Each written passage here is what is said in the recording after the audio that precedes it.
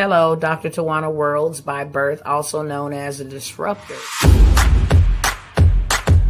Did you know that millions who grew up in poverty also die in poverty? Have you ever heard the saying, what good can come out of the hood? Well, I'm here to disrupt for just a minute.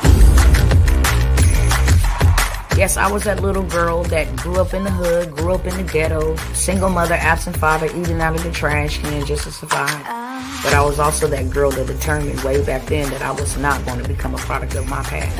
And now I help others do the same thing. I'm not a victim, I'm a victor. I help men and women from similar backgrounds find value in their own vault and create wealth from within.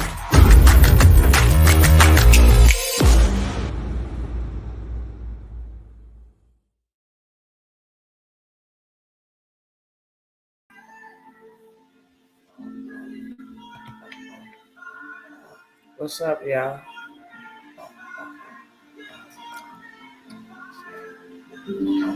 What's going on TikTok? And what's going on Instagram? I titled this video, I Need Help. What's going on? Roll Tide. How you doing, brother? I want to first start off by saying this. I really appreciate and I respect those who've been praying for us, you know, who's just given us the space and the time that is needed for us to process this and get through this. I really appreciate y'all, straight up. You know, I appreciate y'all for checking in. You know, I'm going to turn my phone back on and I'm going to, you know, return emails as soon as we get through this. In two more days or a day and a half will be round 2. We just mourned the oldest son on the 9th. And now here on the 18th, this Thursday, we will be back at it again. And so I want to first and foremost say thank you all. Today I feel good enough to be here. Today I feel good enough to be here. And I appreciate y'all for tapping in with me on tonight. I'm still asking that you will respect my time, you know, and just give me grace to get through this, because this is not easy one bit. It's really not. And I'm a very strong woman. I don't say that in a boastful way. I'm really strong. I'm stronger than I've ever imagined. Things that I didn't think that I would survive, I'm still here. So, you know, I have a high tolerance for pain. I can deal with some stuff. But I'm telling y'all, when I tell y'all, and if I could be transparent with y'all, because I don't know how to be anything else but transparent with y'all. This is the hardest battle of my life. This one hurts totally differently. As much as I love my children, I don't talk to my children every single day. When I say I'm introverted, I'm very introverted. And that's because I like to stay in a place, in a space where I can always hear from the Father. I don't like to be bombarded with, you know, madness. And if I can't solve your problem, then I don't want to hear about them for a long time. And that's not in a derogatory way. It's just how I'm equipped. If I can't solve your problem, there's no need for us to just be talking about them. You know what I'm saying? Let's come up with a solution. I'm that type of person. So I don't talk to a lot of people. My children know we talk so, hey, how you doing? What y'all doing? Y'all good? You know, but I've had to lean on my children. And I'm so sad about that. Because I'm supposed to be the strong one for them. And I have had some days where I have broken down, and this is the reason why I need y'all help. Do y'all mind if I just tell y'all like what it is? Because I don't know if I shared this. Thank you, Sister Simone. I love you, sister. Thank you. Um, the reason why, let me try to see how I'm going to say this. So, my first child who passed going on 6 years ago on the 18th, of course, it hurts really bad to have lost my child, but there was peace there because I'm not one of them type of women or person or people that just, oh yeah, my son is in heaven. I'm not that type of person, because I know that if you don't abide by the laws, then what is the outcome? And I'm going to say that because I had an experience with death having that child. And no matter how much my grandma taught me, the I guess I can say the economics about God, who he is, how good he is, say your prayers before you eat, before you go to bed, that type of teaching, that type of training. When I encountered him, my encounter was I was going to hell, period. And that's not make believe. That's in real life. When I met God, it was through death. It was through childbirth, but it was through death. In death, I met life. And because of the way that I was living, even though I wasn't a monster, I did things that I had to do to survive. Just stuff that regular smuggler people do.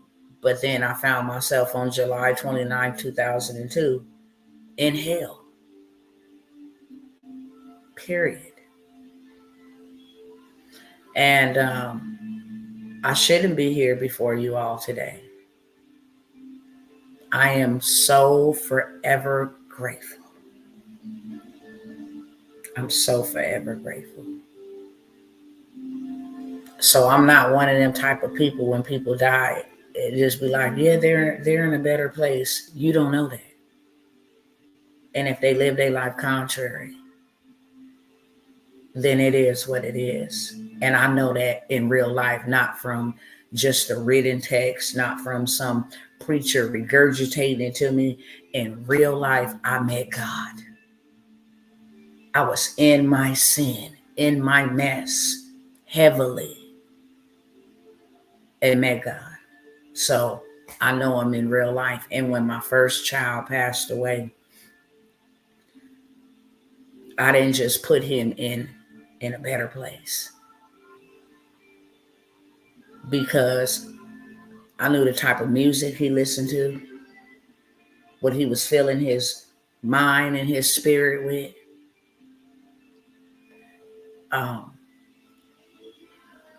And it's easy for other parents to look inwardly. When I tell you I did everything that I could possibly do to keep my kids on the straight and narrow, that I believe it pushed them to want to go out and experiment and see, because I would let them do anything because of my trauma, because of the rape, because of the molestation, because of all the things that happened to me.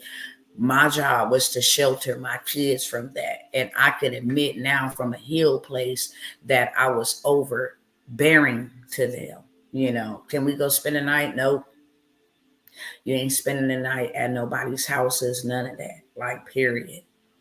And it was in that moment in my parenting where the Most High told me, like, that's a form of witchcraft, trying to control them. I told you to raise them up, train them in the way that they should go. but they still gonna make their own decisions, and they will be accountable for their own decisions. So I was that mother, like you already know. I don't listen to that. It's not beneficial. It's not feeding your soul. How do you even relate? You wasn't raised that way. I was that mother that always gave them the truth, period. So much so that it irritated them, because they had this like, I can't wait till I get grown, get out of mama's house so I can have me some freedom. So when he died, I knew the type of music he listened to, but there was one thing, and I'm not saying listening to music can put you in a place that you shouldn't be for eternity. I'm not saying that at all. Your eyes is a gate, your ears is a gate, and through those gates, things are deposited in your soul. Your spirit can never be contaminated because it don't belong to you. It belongs to God.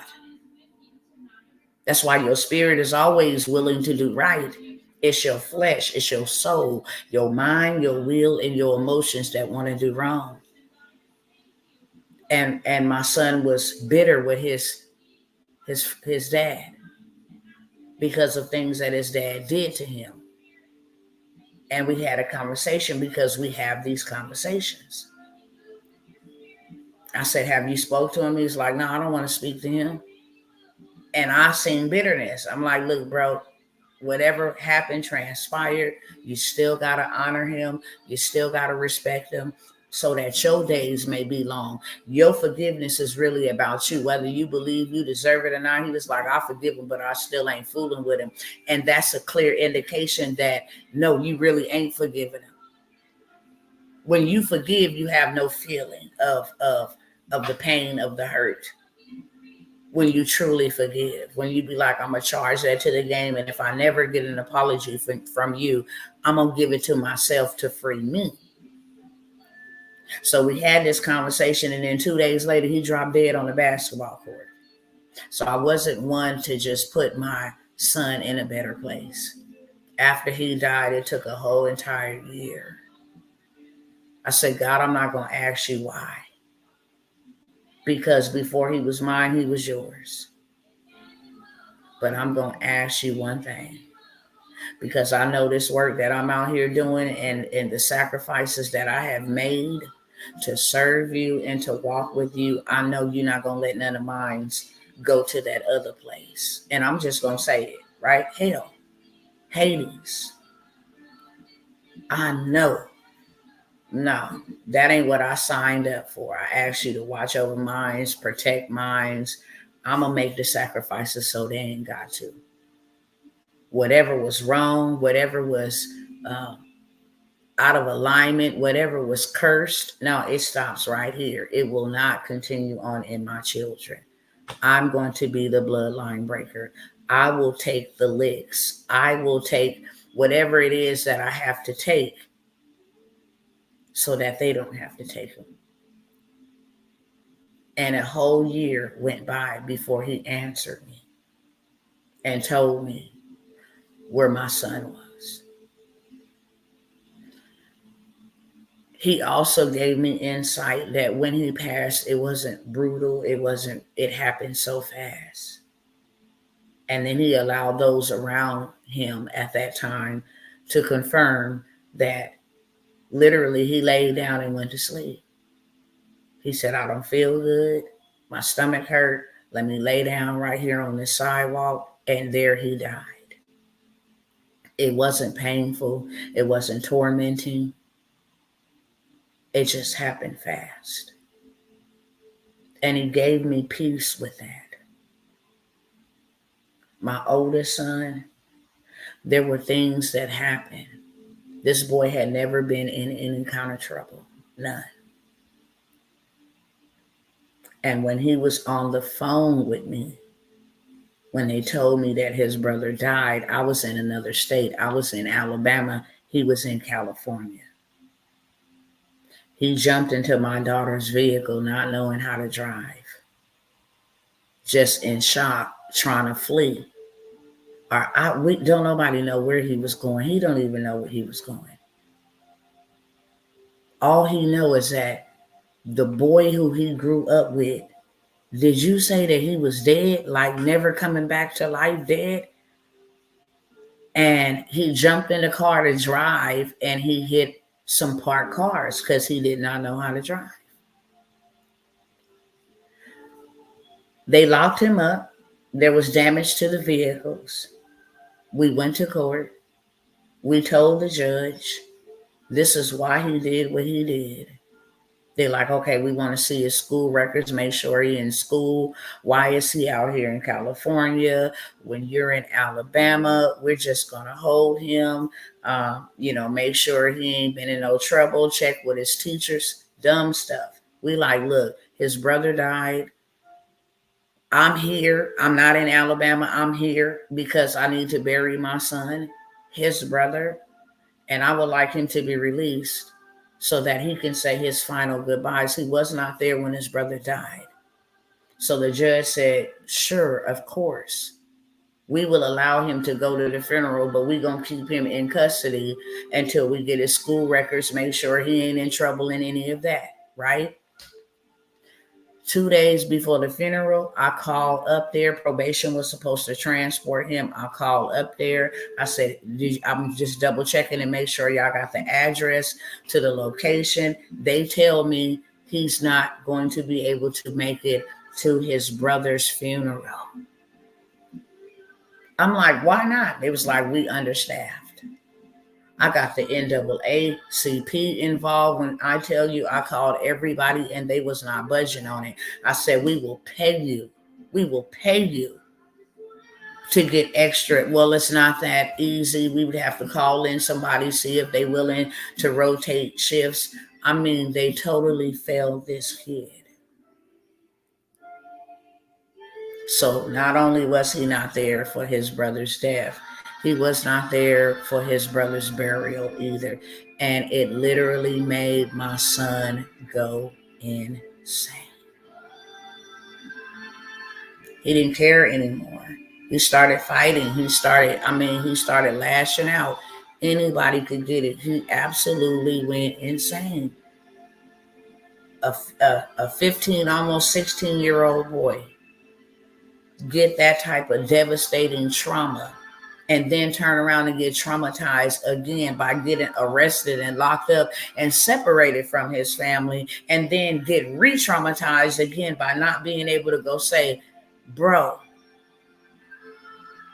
this boy he grew up with this boy. So he started fighting. He wouldn't listen to the staff. He just kept on racking up charges, racking them up. And when it was all said and done with, in a matter of 90 days, the boy was sentenced to 5 years, like he was a menace to society. And the whole time, 5 years of this boy's life gone. I got a book right up there right now.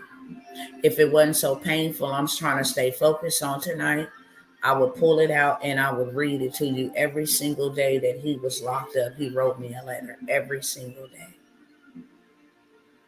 And at first it started off good, like, Mama, I don't understand why I'm here. Like, I don't understand, but I'm going to stay strong for you. And then it started going to, Mama, these walls is making me crazy. Mama, all I can do is think about evil thoughts in here. Mama, these dudes keep on picking on me up in here. Mama, it just went from, all I do now is just have evil thoughts, Mama. When my son got out, he was not the same. He was not the same. Mentally, he was not the same kid that went in there. For sure. This boy couldn't sleep. He was up all hours of the night. For 2 weeks, he couldn't eat a regular meal. I kept telling my kids, like, this is not the same boy. He would be zoned out in space, like, for a long time. I'd be like, baby, what's going on with you? Because we talk, me and my kids talk. I was so transparent and real with them. No, we not having no teenage pregnant. We not doing none of that. And I'm gonna tell you why.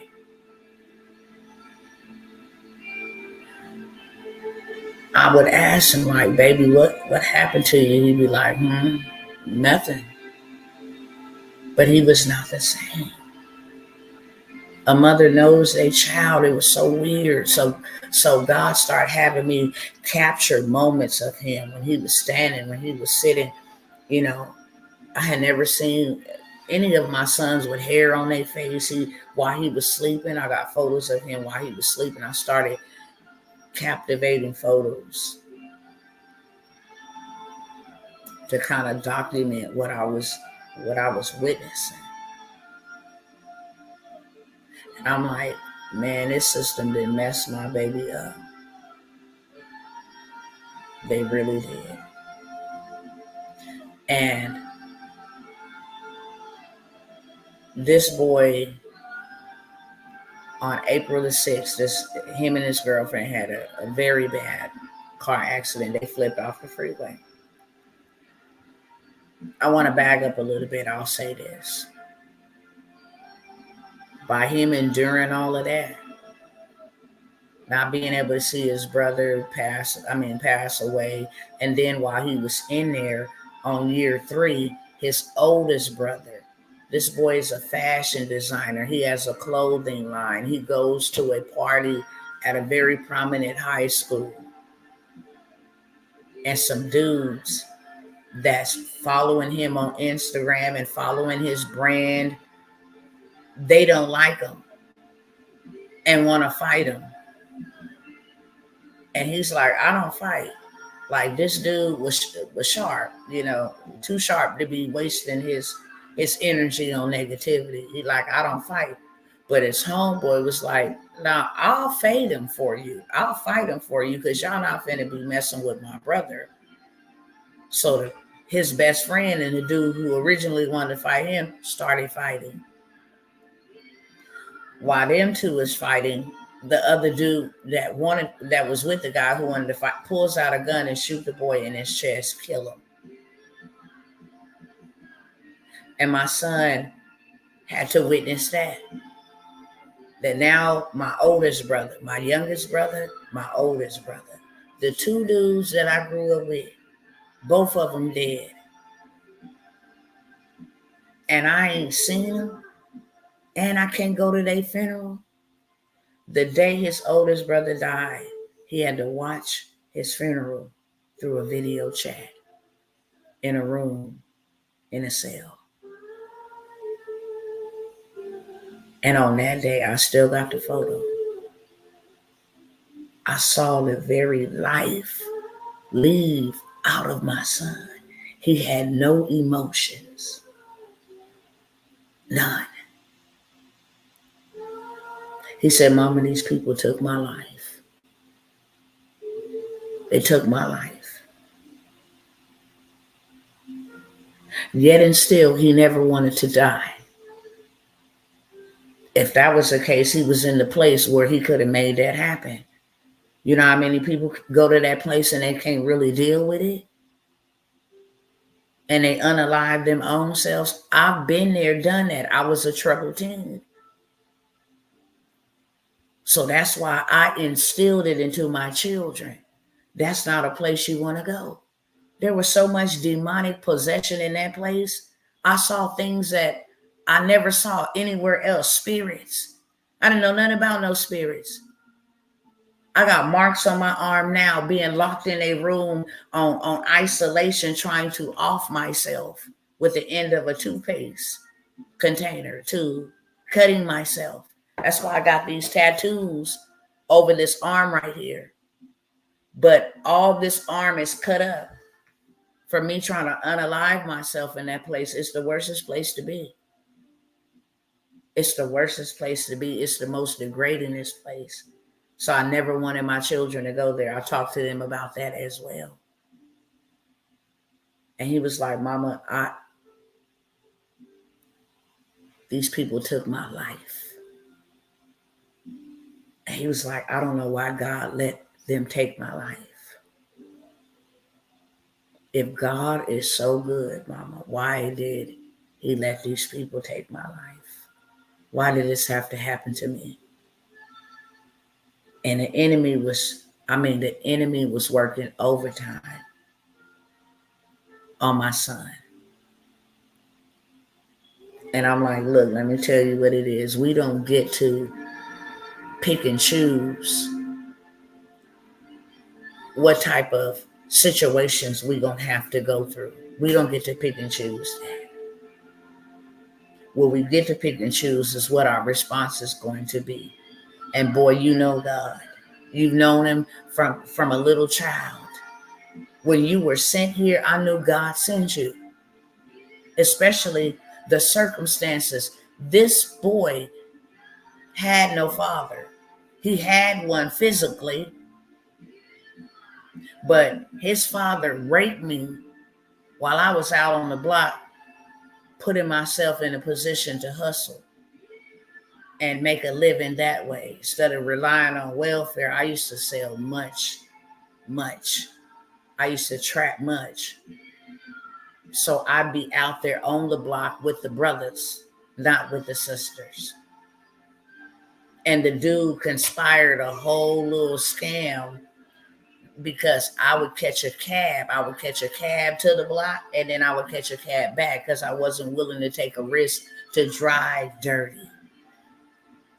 So I would take a cab. He's like, you going back that way? Yeah, I'm going back that way. Let me split half on the cab. I'm like, cool, not a big thing. We drop him off to his destination first. He like, hold up. Let me make sure they're here. And because I had been violated so much, my guard was already up. I'm like, why would you come to a place that you don't know if they're here and you paying for a cab? So I'm like, look, by us waiting here, gonna make the cab go up on me. You know, we're gonna have to come on. It wasn't even 2 minutes later, he come back like, yeah, they not here. He's like, could you pay for me to get a cab all the way back? I'm like, absolutely not. You know, you trying to go into my pockets, that ain't my problem. He's like, can I crash at your house till tomorrow? Then I'll just get up early and catch the bus. I'm like, cool. We hustle on the block together. I mean, I don't have no problem. It turned out all bad. The man raped me while I was asleep. I ended up pregnant by this dude.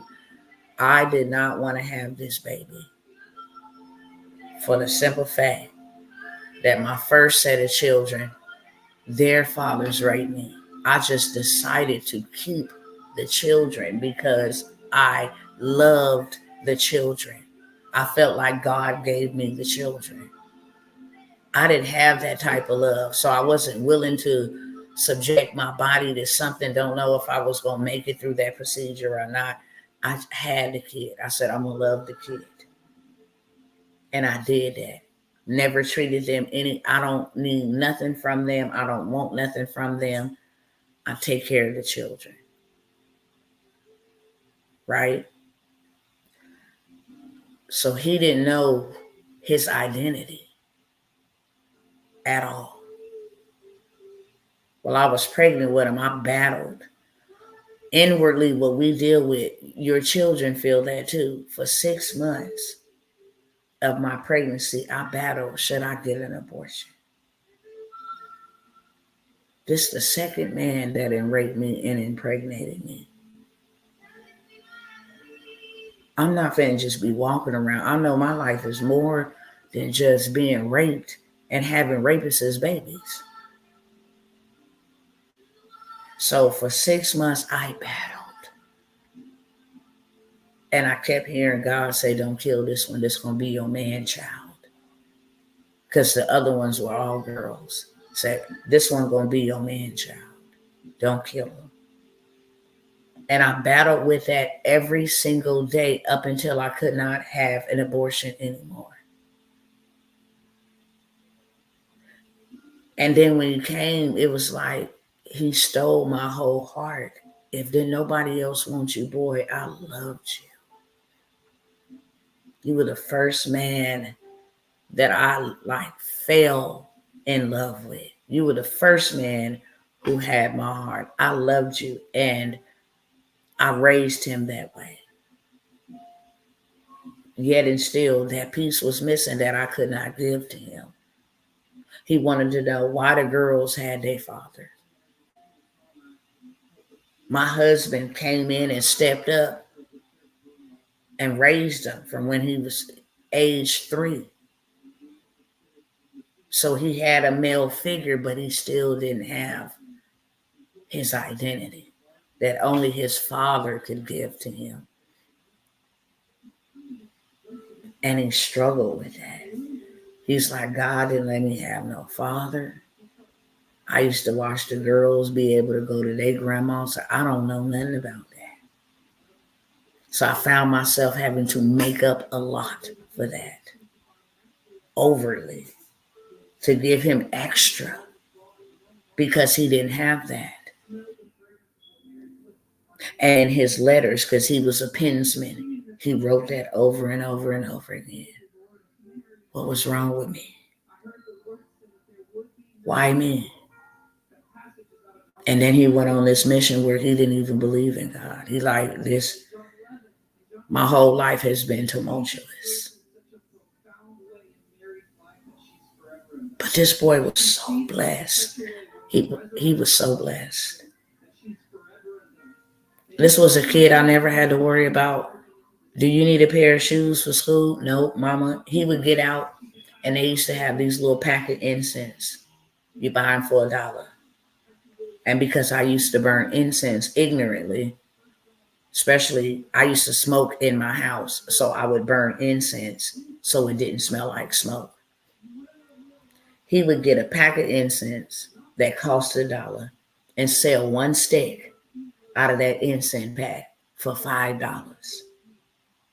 And then people would just eat him up. Wherever he went, he was well loved and well liked. He had the biggest, brownest eyes. Would you like to buy an incense? They'd be like, oh, wow, you're so cute. I never had to worry about him. Ever.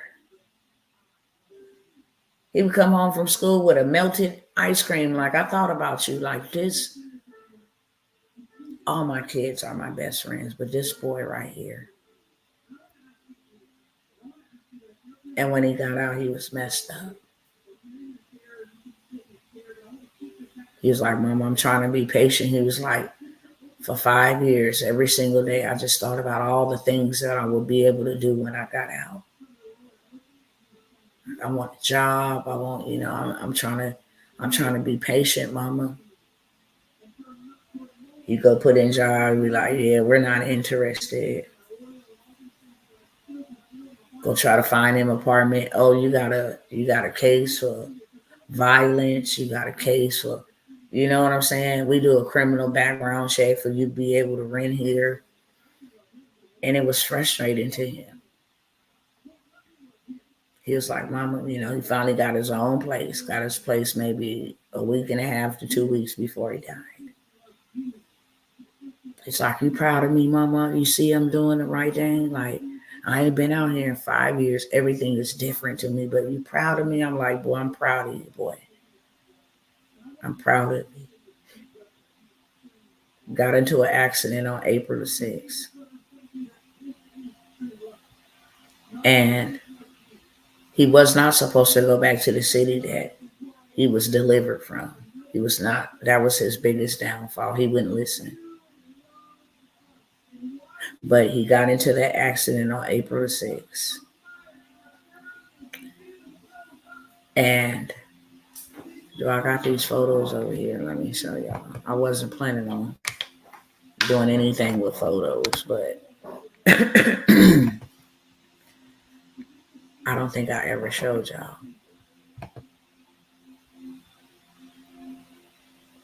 Hold on one second.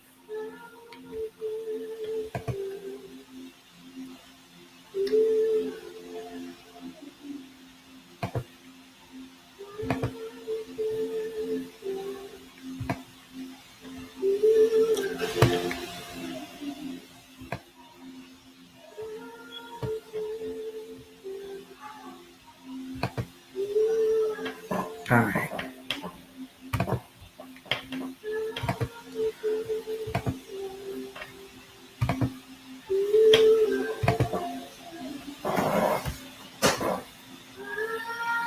I'm going to flip this camera around here real quick.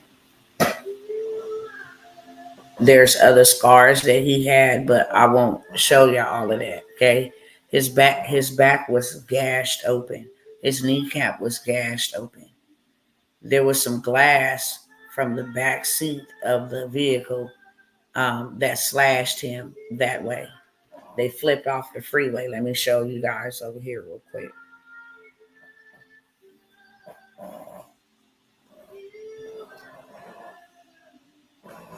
So he called me on FaceTime. And he's like, Mom, I'm in a lot of pain. I'm in a lot of pain. He was like, it hurts. And I'm like, boy, go to the hospital. And he was so terrified to go to the hospital because in the state of California, if you have any contact, you in a car with anybody, you're not in the space or the place where you should be, that's an automatic probation violation. He was so terrified to go back. Because going back to that place, you don't know if you're ever going to get out. How could you take something so petty? And you were supposed to rehabilitate this kid after him experiencing this amount of trauma. And you did not. You locked him up like an animal. And you made him lose his mind. And then when he lost his mind, you want to offer him psychotropic drugs to deal with trauma. I did not find this out until after he died, that they was giving my underage minor son medication to help him sleep. From hearing them boys in there scream and beat on the doors all night and go crazy, because that's what you do. And if anybody been locked up before, they know I ain't lying. So he was like, I'm in a lot of pain. My mom was like, you need to go to the hospital. He was like, I'm going to come out to Texas and I'll go to the hospital out there, because the moment I tell them I was in a car with her, she ain't got no license, they're going to violate me. And I'm not going back to jail. So since I could not convince him to go to the hospital, I'm like, well, then come out here. Bought him a ticket to come.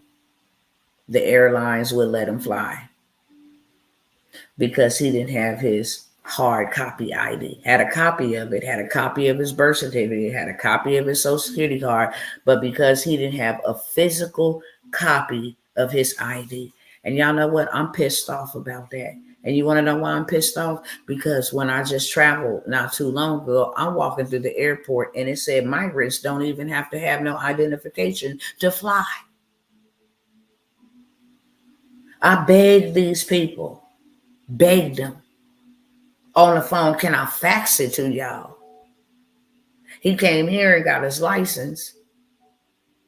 I got the hard copy. No, we can't take it. I'm sorry, ma'am. And people who ain't even American citizens can come over here right now and fly. You don't believe me? Go look it up on TikTok, YouTube, somewhere. Migrants can fly without showing no ID. I got the phone, the picture that they got posted in the airport in my phone. So I said, that's all right, son. Instead of trying to fly out of LAX, just go back to Fresno. It's a smaller airport. Maybe they won't be tripping with you like that. He stayed the night. This was on April the 7th. He stayed the night in LA because LA wouldn't let him fly out. He stayed the night. He went back on an Amtrak, set up all day, back split wide open.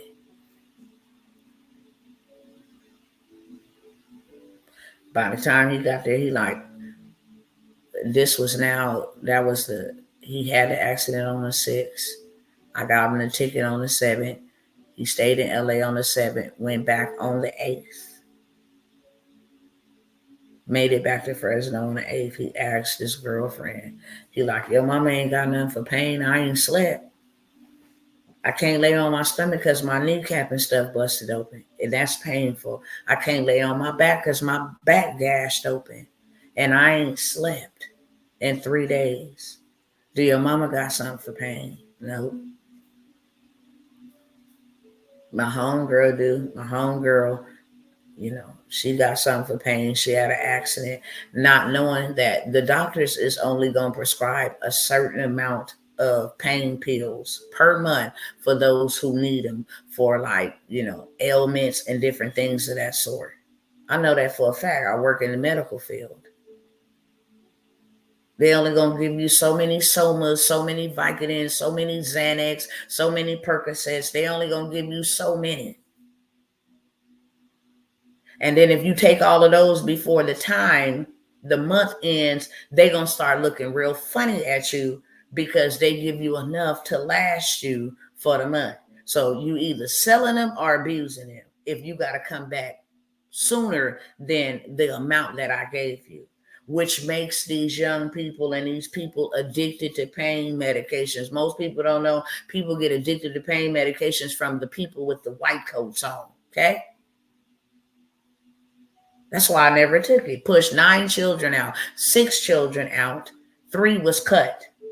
Never. They tried to give me some morphine. I was sweating. I was so sick. Never. I don't never need no mind altering. I don't care what kind of pain I'm in. I got struck with some sciatica last year and you want a fentanyl patch? You said a what? You better not ever play with me like that. I don't ever want anything. You want some Tylenol coating? I don't know. I will take Tylenol at the most and maybe some Motrin. I don't do pills at all. So his girlfriend yeah, my homegirl, she got something because she had an accident. The homegirl, she out here getting pills off the street. It's not prescribed. But I'm going to share some with y'all that I have not shared. And that's why I'm here. My son was set up by some people who did not like him. Before my son died, I knew that he was going to die. I dreamt about it over and over and over again, him being tormented to death. I had dreams of him being locked in trunks. I had dreams of him being whitewashed, put under the water, brought up. I had dreams of this boy being tormented and tortured to death. So when they say that my son died, they say it's because he took a piece, not even a whole one. I still got the photo in my phone. A piece. It looked like a nibble from the photo they snapped and gave to me. This is what killed your son. Fully fentanyl, right? However, when all that transpired, you trying to figure out how you going to bury your child. You trying to figure out the shock of how you going to live without your child. Now it's 2 children. It's both in the same month. I mean, your mind is in a fog. And I got the police report. Police didn't even call me and tell me my son was dead. They never performed an autopsy on my son. They took the people's word that, yeah, this is what he took, and he died. No investigation, no nothing.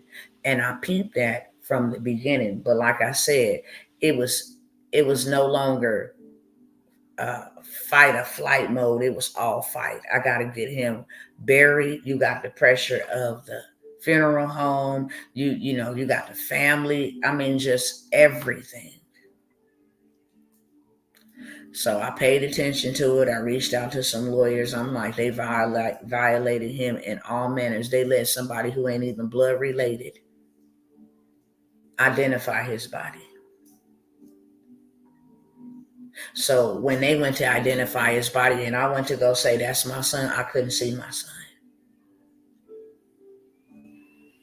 They let somebody who was not blood related identify my son's body. Another thing, when they found my son's body, he had no shoes on. All of his jewelry was gone. His cell phone was gone. Police didn't think that was strange. They said he had no visible injuries. I know you didn't check my son, because did y'all just see that gash on my son back from 3 days prior to his death? How could you miss those bruises? How could you miss those wounds? They gave my baby something and then watched him die. And so, because his blood is crying out from the ground, the reason why I told y'all all of that about my first son and me having peace, I'm now bringing you up to speed. The reason why it's been so heavy for me is because, for one, there's no justice. For two, he was murdered. And for three, his blood is crying out from the ground. Like, Mama, you got to know what happened to me. And so that makes me have to research. It makes me have to research how fast you die when somebody poisons you, how his last seconds were spent, how he couldn't breathe, how his chest is, everything in his chest locked up. I have to research this so that I can tell his story, because he got one. I have to research who actually makes fentanyl, where it comes in from, how the cartels is bringing. I have to research all this traumatic stuff on top of having to grieve that he gone. I have to read police reports. I have to go back through this information. So I'm going through the information, and in the police report, it says that the young lady said that he came over and took a bite of a blue pill. Blue. I think it's still in here. Give me 1 second.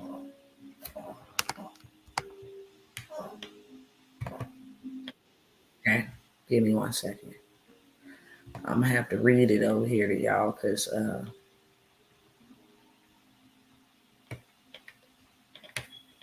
we go.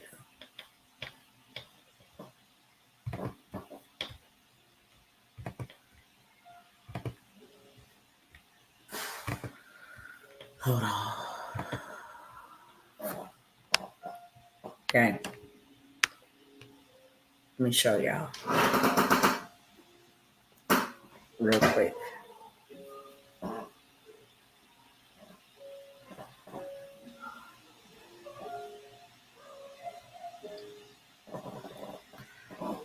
This is the pill that they say he took a piece of.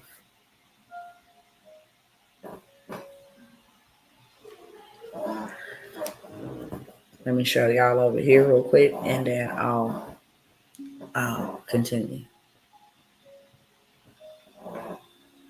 Okay? That's the pill. Now, I'm going to show y'all the police report, some of it.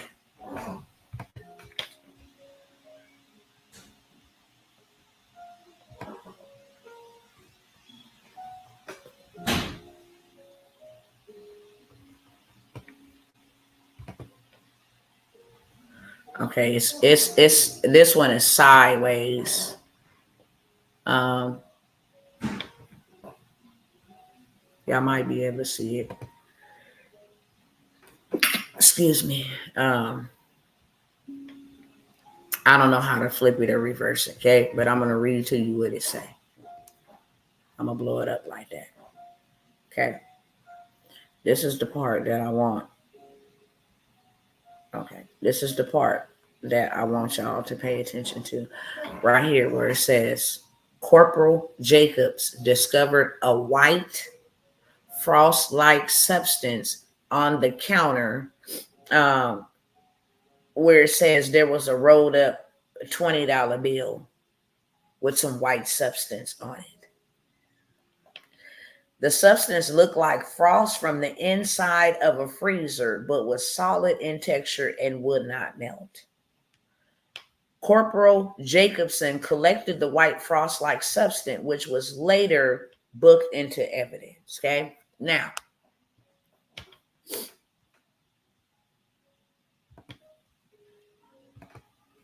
you can't get white from blue,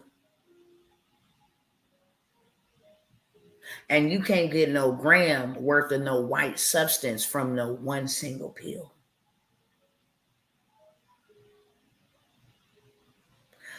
I have to go in his phone and I have to see that and there's certain things that I cannot say because I don't know who's watching. I said all that to say I have to solve my own son's murder. I have recordings and text messages. I've reached out to the detectives and say I have this information and they still won't do nothing. They called my son a clean crackhead and left it as that. Oh, this is a clean crackhead, and left it at that.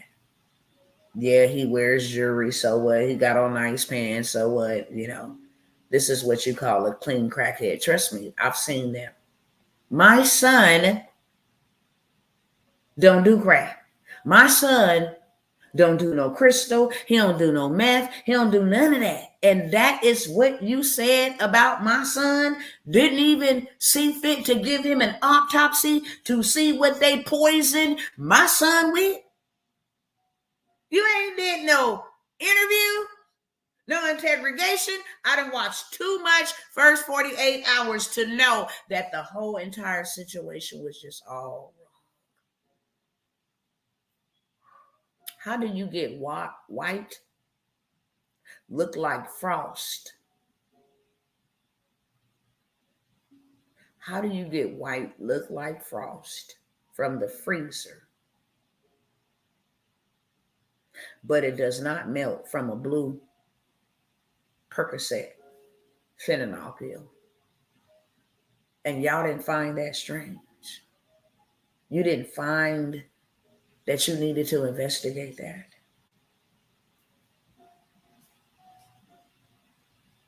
They wouldn't even give me the full police report. They gave me a summary. And my son's blood is crying out from the ground.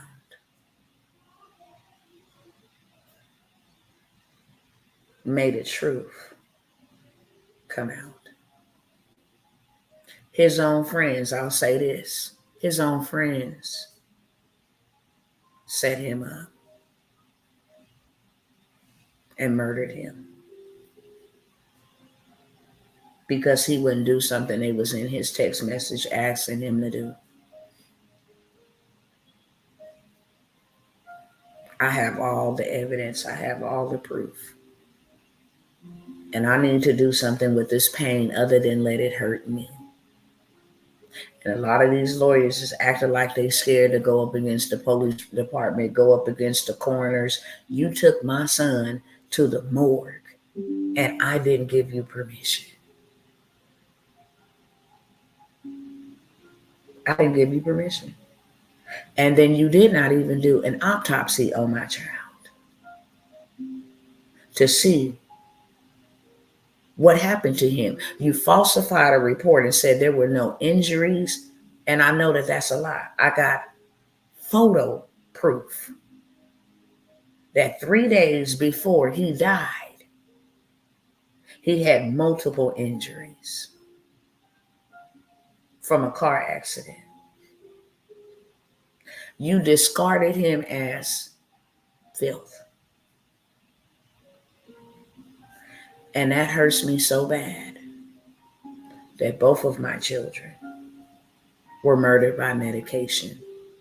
One prescribed and one being allowed to be brought in here and kill people legally. They make fentanyl in China. It is manufactured in China.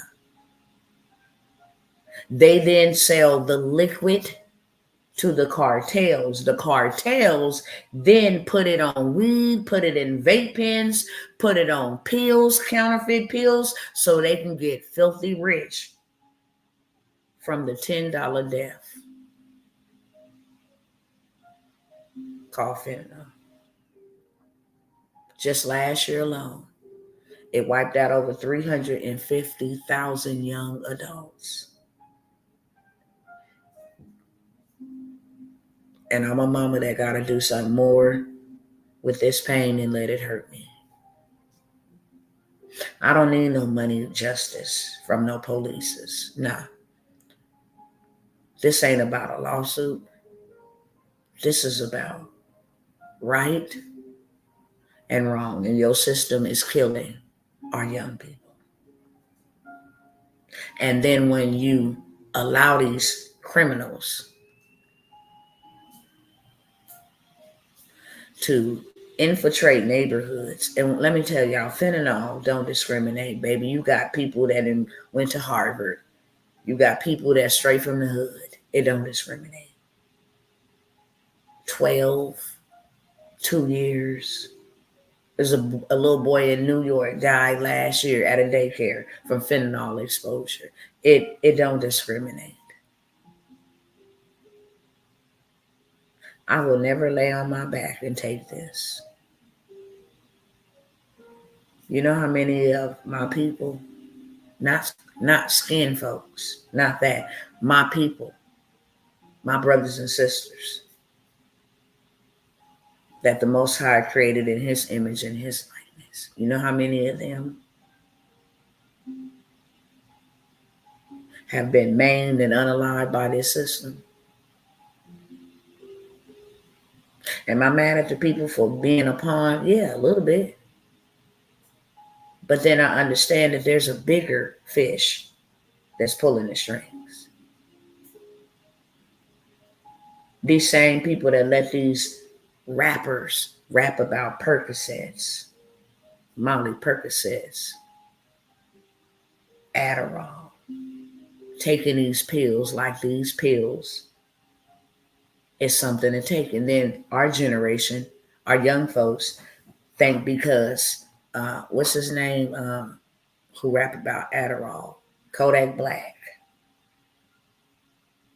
and the Migos, and all these other mumble crackhead, spaced out puppets. They put their music into the ear gates of our little children, our young adults. This operation is so big, they sell it on Snapchat like it's in and out, straight up. They got people lined up for it. It is a date with death. And you don't just get to do that to my child. And I'm not just fighting for my child. Who cares? TikTok, they always with that dumb stuff. This is always, when I say that, this is age restricted.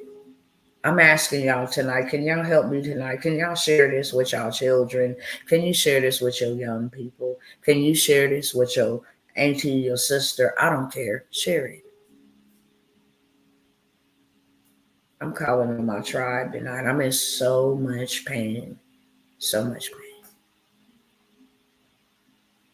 And I'm not just fighting for my kids. I'm fighting for y'all's too. I told God, if you want to use anybody, use me, because I'm not taking this land down.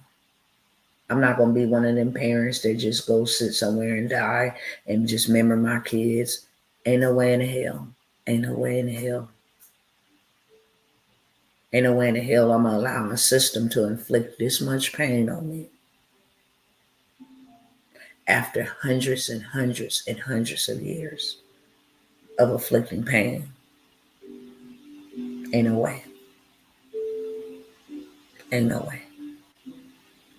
And if everybody is too busy with work and entertainment and whatever else, I will be the one to fight for yours. Do you hear me? I will be the one to fight for yours. I will be the one to fight for yours.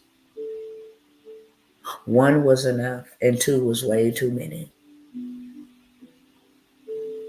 And this pain got to be used some other way than to hurt me.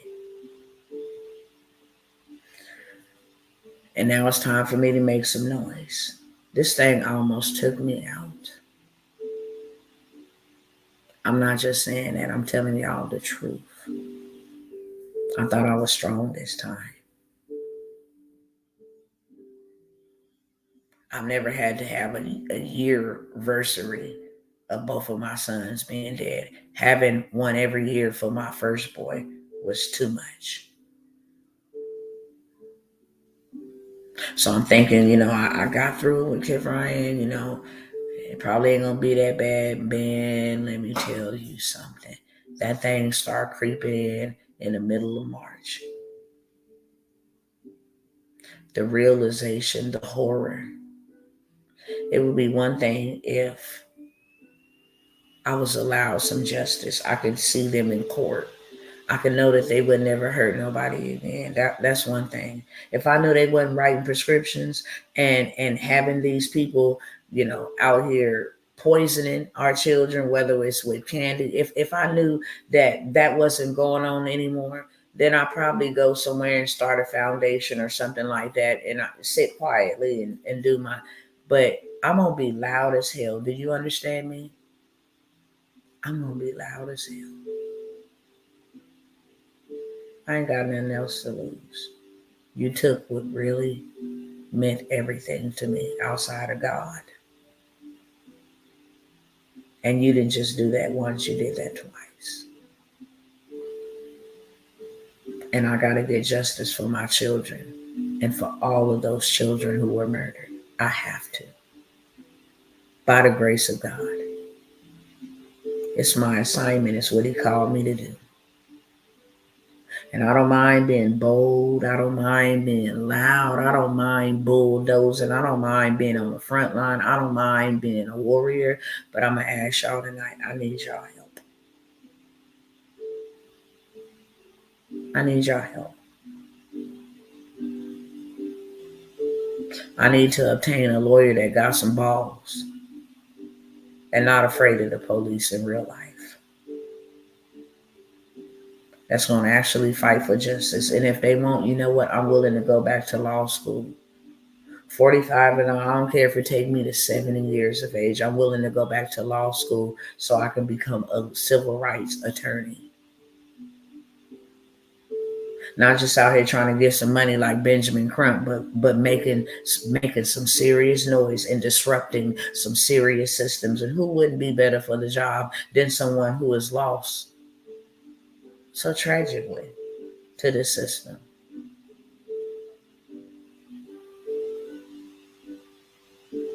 I need to tell their story. Beyond the grave, their blood is still crying out. I'm not asking for them to change legislation. That's fighting a fight that ain't gonna be won. Asking them to change legislation. No, I need to educate. I need to go into the schoolhouses. They pushing a hard line to get our kids. Somebody need to be pushing a harder line to keep our kids out of the web of the devil. Because he after our young people. Somebody got to stand up to these crooked ASS cops who don't give a damn about our children because it ain't theirs. The injustices in the law system. It's not just injustice. I mean, the just injustice is so corrupt, from the prison system to the criminal system to the governmental system, the assistance system to the housing system. It's wrong. And who knows? Maybe this was the affliction that was going to push the person that needed to be exactly what God needed them to be. Unafraid and unashamed. I have to let this pain be purposeful, other than it hurting me. And it's hurting me out. Graduation time getting ready to come up. They stole that. They stole that. So when I see other families, I'm in pain again. Because I don't get that. Prom, now I don't get none of that. Mother's Day getting ready to come up. People take it offensive. Well, you're still a mother. I'm going to wish you a happy Mother's Day. Look, wish me one today, okay? Because I'm a mother every day. If you want to wish me a happy Mother's Day, wish me one every day. But don't take your time on that day, okay? Because on that day, I'm reminded that mothers have their children and I don't. And their children are celebrating. No. You don't know what comes with this. Your skin shedding, head falling out, sleepless nights, trauma.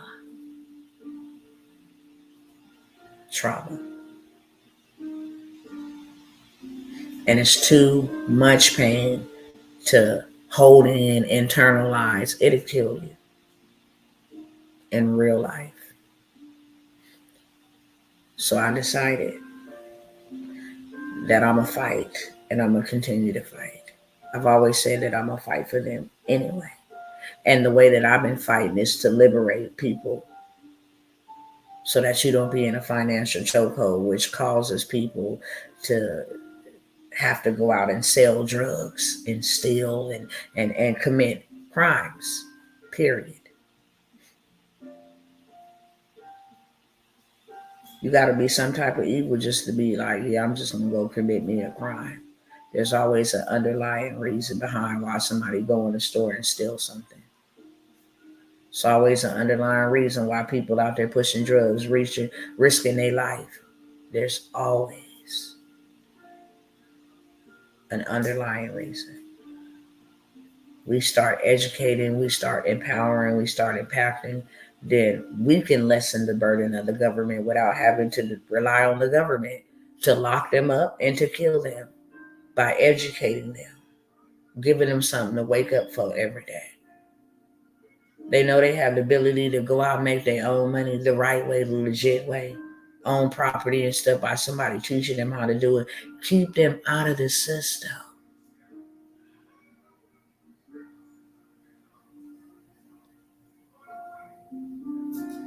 If you had enough money to homeschool your kid, keep them out of that indoctrination system, pushing all this stuff that they should never be exposed to on them. We cannot just sit by idly and allow this to happen to our children. Not mine, not yours. And if don't nobody else want to fight for them, I do. Straight up. And I will. And I am. But it will not be without the tribe. It takes a village to raise a child. It's going to take a village to save one. To nurture them. To rescue them. And so tonight, because I'm I'm not a beggar, and there ain't nothing wrong with being a beggar or being somebody that's in need and need to come and ask people, can you help me? Ain't nothing wrong with that. I done been there, done that, right? But I have too many gifts on the inside of me. I have too much wisdom pertaining to money and how it works. So I'm not going to come and take from your family to better minds. It's always going to be an exchange. And I do want to ask tonight for those who can and who will, if you don't mind, and I'm going to say this before I say that, I ask people for signatures, y'all, to pass legislation. Since my first son's death, to stop these folks in white jackets who we call physicians, to stop practicing medicine and experimenting and then taking our children or our loved ones out, all in the name of an accident. And then you get protected by the board and everybody else for maiming and taking somebody's life. I asked for signatures on that. I think we barely got 2,000 signatures. You know how many people I sow and pour into? When my oldest son passed away, I asked, hey, could we get some signatures out here? Like, the White House got to change this. Y'all letting these folks come up over here and unalive people so that you can have a vote and so that you can have some free labor.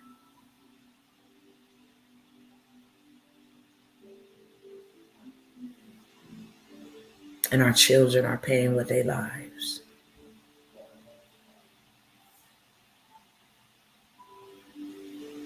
I think about it all the time, you know.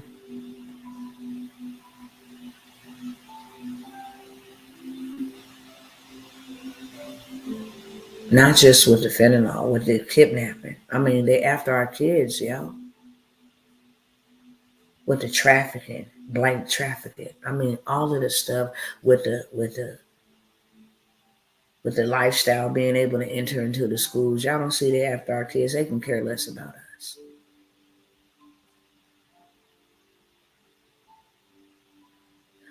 What I was saying about the signature is, I use the platform, change.org. And let me tell you how corrupt they are.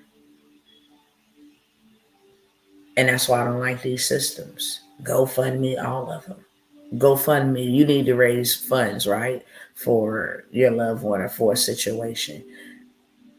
You got to give them half of the money, if just about 25% of the money that you didn't raise, just to use their platform to ask people to help you. That's a ripoff.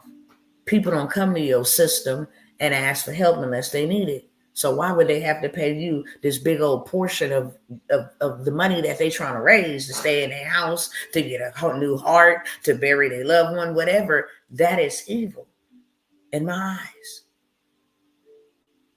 But you got this change.org.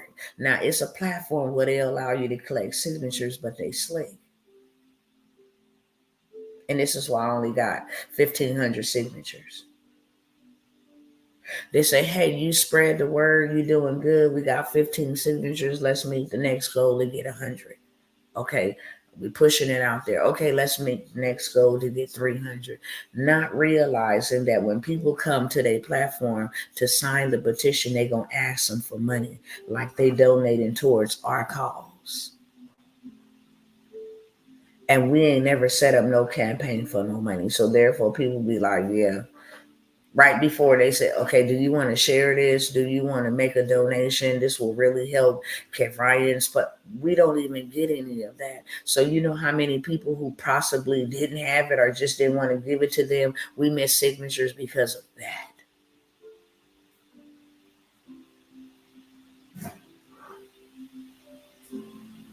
So now we can't get justice on that area.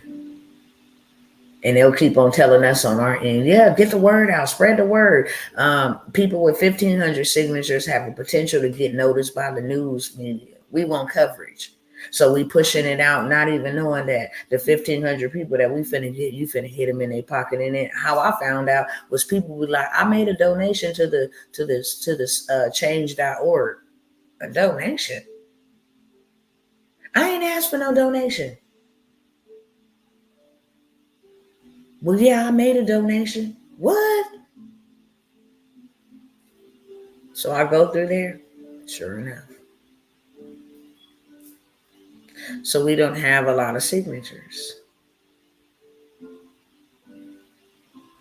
And on top of all of that, dealing with all of that, now you begin to feel despair because you feel like, I'm not going to ever get justice. And that's all I want. That's all I want. If this is the way I got to live my life for the rest of my life, then so be it. I'll accept that. But what I will not accept, God, is that these people, my sons was not gunned down. This wasn't no black on black crime. Didn't no other melanated person come and take their life. They didn't get hit by a drunken driver. They were murdered by medication.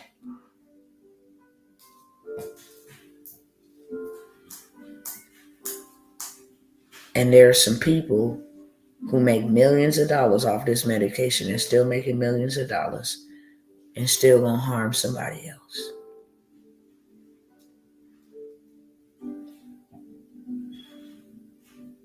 And this needs to stop. And the only reason why we can't stop it is because our money don't look like their money. That's why it keeps on happening.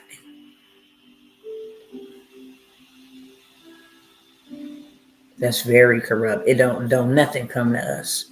We don't even sign up with no account. We don't put no credit card on file. We don't put no bank information. We set up the petition. We tell you the story, why we need the signatures, and that's it. And can you believe that in a time of our need, where we really asking for help, you out here scamming and scandaling, folks? I haven't asked nobody for help to help me bury my son. I haven't asked nobody for help to help me feed him. I haven't asked nobody financially for help for nothing. But tonight I'm asking.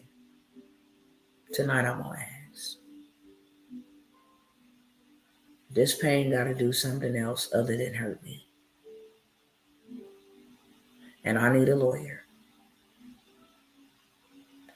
And I'm putting together a complete movement where people will join forces with me and let our voice be heard. I'm beyond the petition. I'm beyond the petition. I'm calling on the tribe that would want to help me in assisting bereaved parents. You know how to deal with emotional grief. We need a community of educators, those that got information to share with these young folks, resources. I'm putting together a whole complete movement. And I will say this because I'm allowed to say this. I'm going all the way to Washington with this. And I'm organizing a march, but it ain't that kind of march. If you don't think that our borders being wide open is not dangerous, then let all the mothers and fathers that these borders have allowed fentanyl to come in and take their children, let their voices be heard. Let us find laws and different things of that sort. We can hold y'all accountable for what y'all done. Let us educate ourselves. And not, like I said, not just for fentanyl. It's bigger than that. Y'all been coming for our kids. And you're not going to stop until we stop you. So I'm asking tonight. I have some programs and stuff that I am going to offer at just tonight as an exchange at a super bona fide discounted rate, because I don't ever want to take from somebody. Okay? But I will say, if you have more than enough for yourself today and you don't mind sharing some, so I can fight for our kids, because it's going to take resources. I'm not trying to become the next congressman or congresswoman. They all full of bull.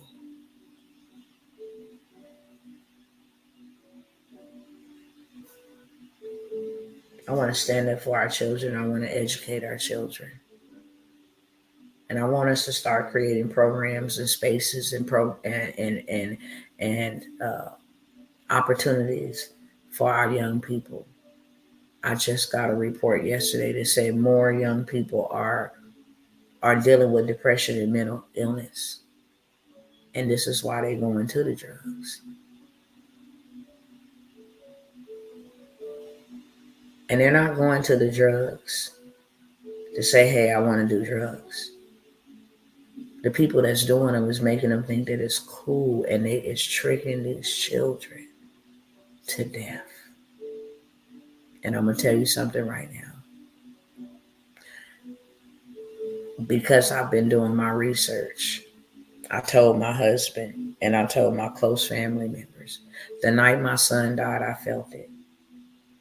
I was in my bed, sleep, at 5 a.m. my time, Central Standard Time. And it felt like gravity was sucking my body into the mattress, into the floor. And I began to scream out of my sleep. Honey grabbed my arm and pulled me, because it felt like a magnet was drawing me back this way, deeper and deeper and deeper, only to go research for those who done overdosed on fentanyl several times and been brought back with Narcan. That's the exact way you die. You lay back and everything just starts closing. It literally takes 3 to 5 minutes, if that, to be dead from fentanyl poisoning. That's what they call it. Fentanyl poisoning. These people out here peddling it need to be in prison. And I don't even believe in the prison system. But if you out here selling something that's going to kill somebody, this ain't no fentanyl overdose. An overdose is when you take too much of something. This is poisoning. You take it and you die. Period. You take it and you die.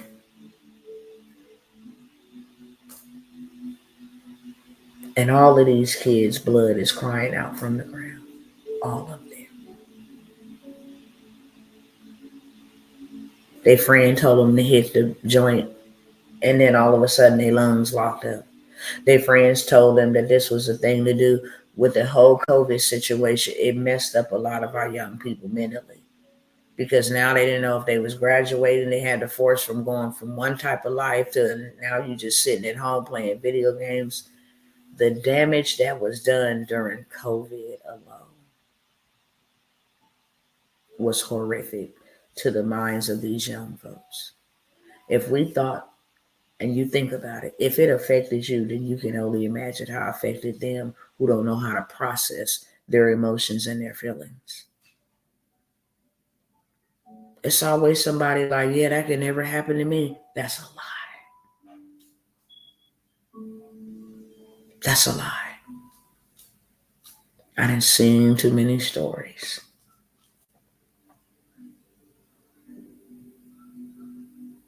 It's just one pill. That's why they call it one pill. It's not even a whole pill.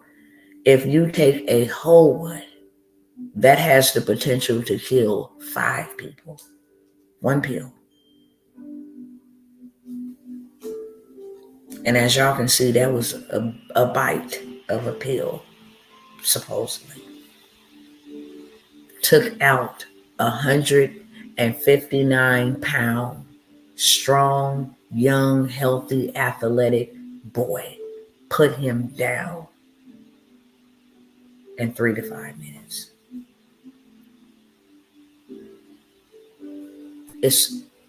I think it's worse than being burnt alive or either drowned. You have no control over your breathing. You have no control over your chest muscles, everything. And just like that, you're dead.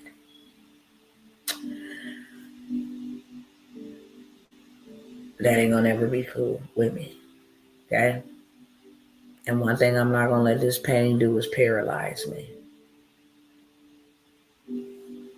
I'm just not. That's what it wants to do. It wants to make me go lay down for the count. Because this pain is so painful. It will make you want to lay down and never rise again. But I refuse to do that. And I want to ask, if you got a little bit more than you needed for the day, would you be so kind to donate? So that the first thing we need to do is get a lawyer. I want to get a lawyer so that I can access the body cam. It's probably going to be the most difficultest thing that I ever have to witness. Watching them walk into that house and see my son dead. It's probably going to be one of the most hardest things that an individual, not just a mother, individual have to deal with. However, I'm willing to do it so that he can get justice, because he deserves that. For one, he was a child of God. He was not nobody's trash. Our kids need to know that your friends ain't your friends. There's too many instances of friends being responsible for their so-called friends' non-existence anymore. Look at the young lady that went to Cancun for her birthday and never made it back home. I mean, there are countless of stories. Real talk.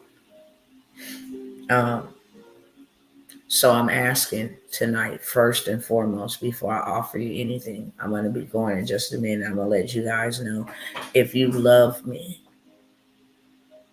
would you please help me? I cannot do this by myself. It's too much.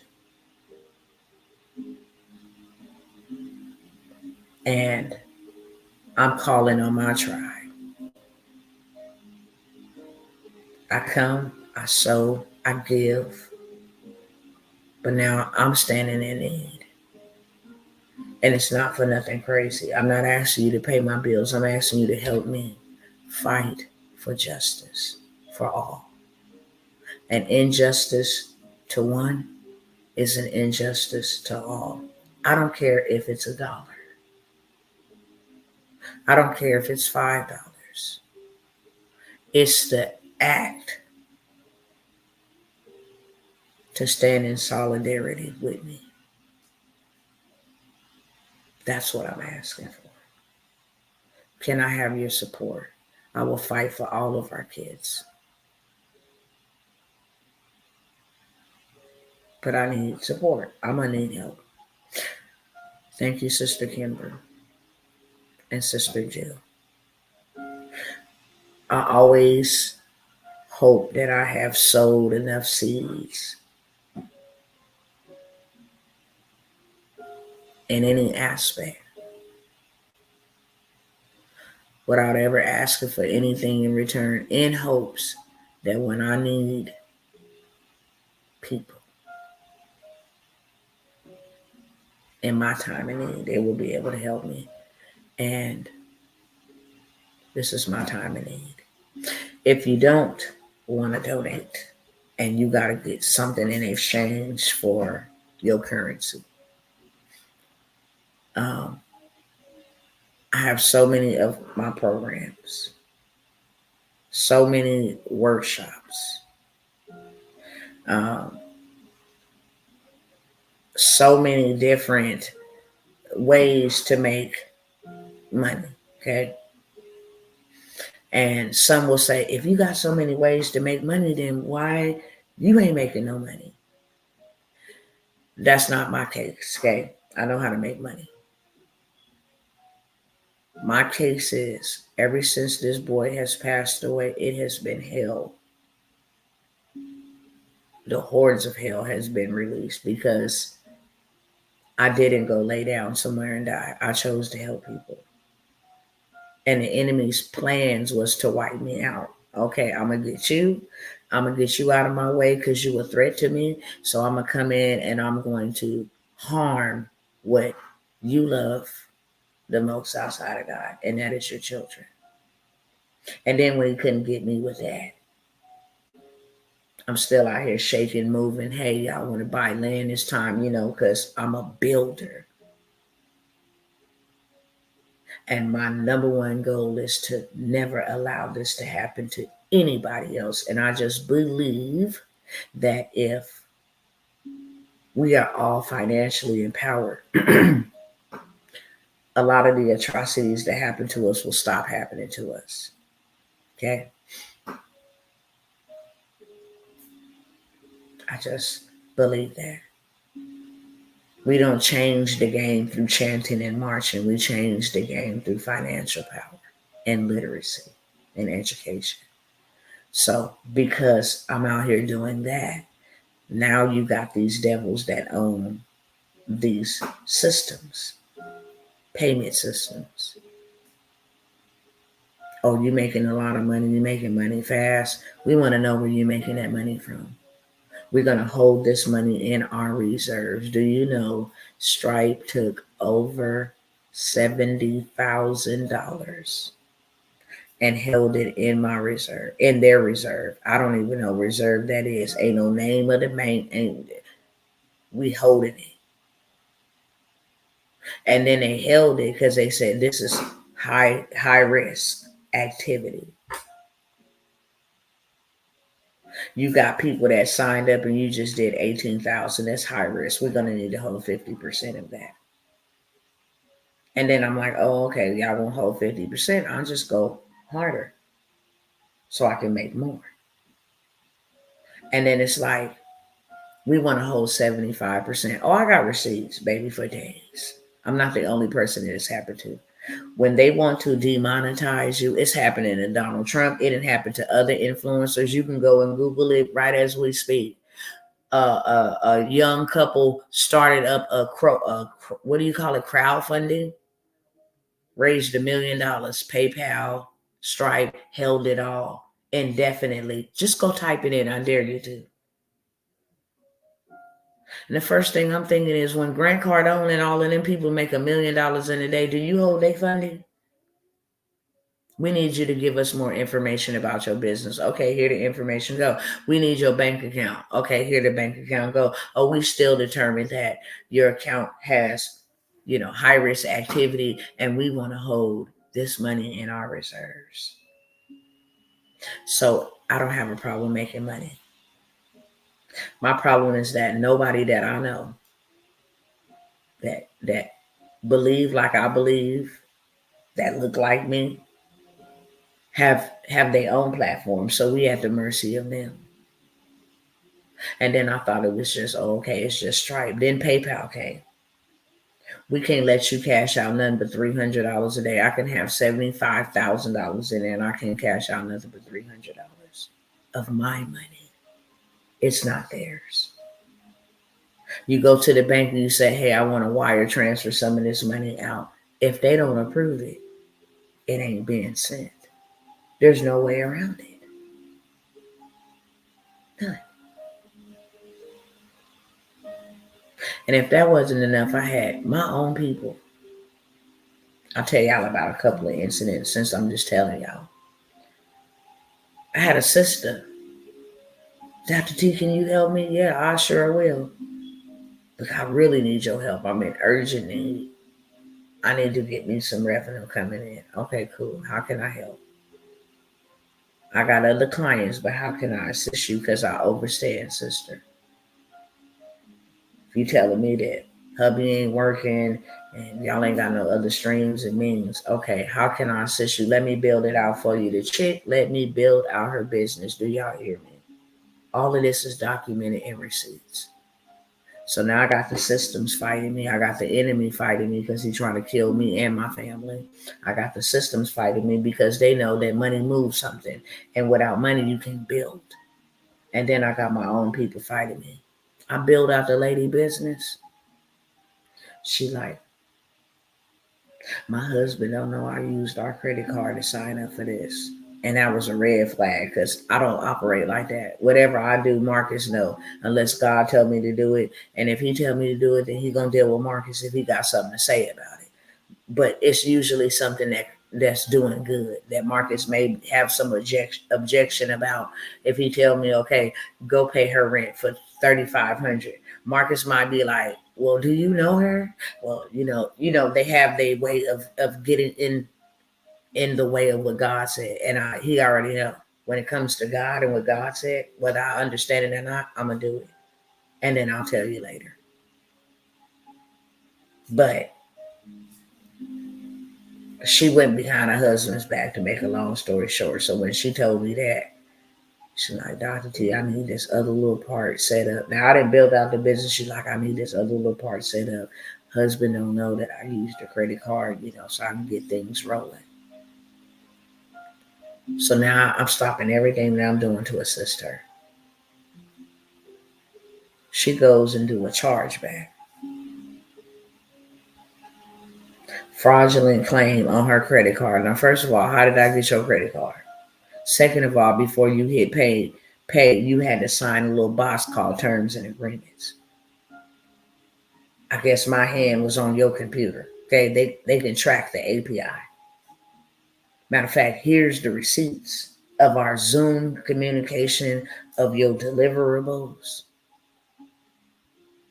They still gave her their money because our people know if you charge back a credit card, they can't really dispute that. So I reached out to her like, did you just really do that? Did you just really get what you needed and then did a charge back? Like, yo, I know you did not just do that. Is that really what you're doing? Do you know that that's stealing and God don't like that? It's deeper than money. It's what you setting yourself up to. And by the way, I'm going to dispute it because it's all the way wrong and I'm going to show receipts. The chick turn around and tell me, no, when it's done with a credit card, they're going to give me my money back. So you got a whole habit of scamming folks out here. Never heard of such a thing. But she wasn't lying. So now I got them fighting me. We hired some of our brethren, right, to drive our vehicles. We got a transportation business.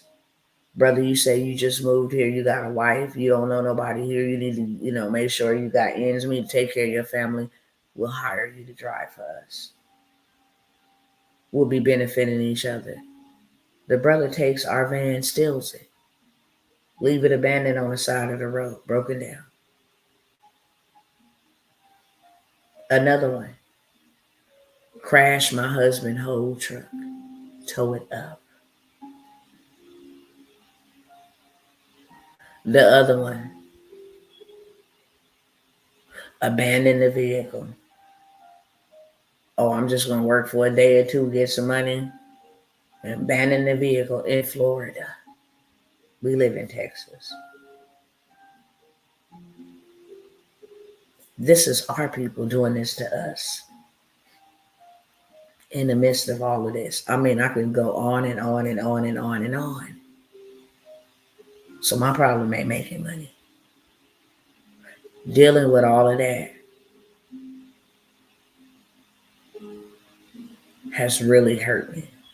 Dealing with what I'm dealing with every day is not a day that I feel like coming. And you guys could, especially Sister Jill, she can confirm this. I used to be on here 25/9. Sometimes it'll be weeks or two before I can pick myself up and come here and act like everything is fine. Meanwhile, everything on the inside of me is broken. You don't want to work when you're bleeding.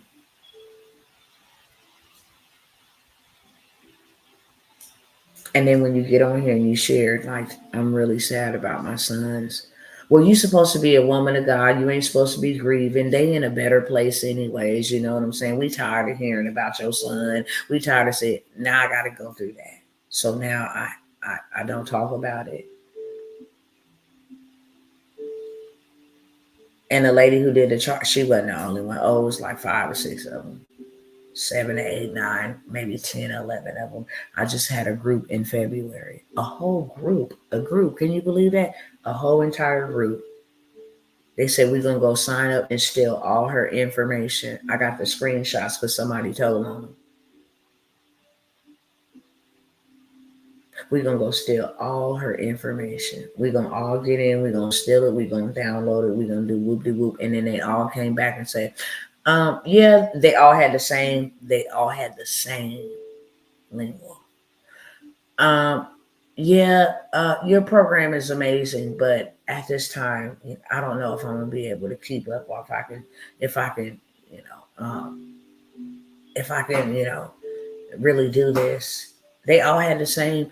I mean, like 10 of them, a group, not knowing that I was already giving insight that y'all was not only taking my program and accessing it. Boy, they bought like 50 people to try to steal the information to them. Crazy. And if you in any of my courses, you know exactly what I'm talking about. Me trying to help the people. Gave them above and over. Real talk. And then you come in and then you done created you a whole group to sell my information for $100 here, $100 there. It was so disturbing, yeah. Disturbing.